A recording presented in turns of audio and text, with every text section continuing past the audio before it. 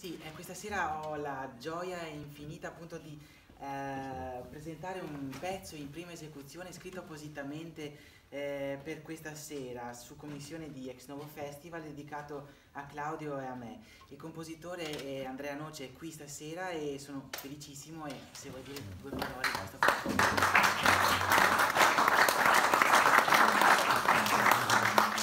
Volevo ringraziare il maestro Ambrosini e Alberto per avermi invitato.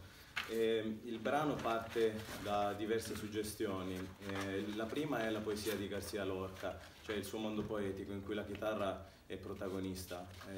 L'altra sono i miei ricordi chitarristici notturni in un paesino dell'Aspromonte in cui sono nato e cresciuto.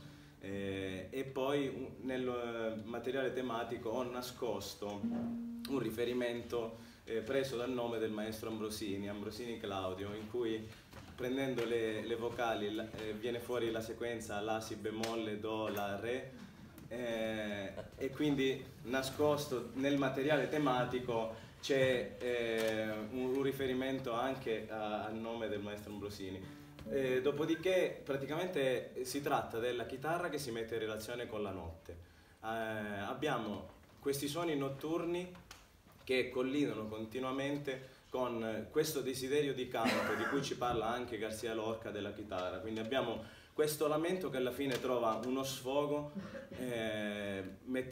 riuscendo a ricongiungere tutti i fili che si delineano, quindi è un pezzo in divenire, cioè non è un pezzo che ci fa sentire subito un materiale tematico ben delineato, ma che si costruisce progressivamente. Grazie.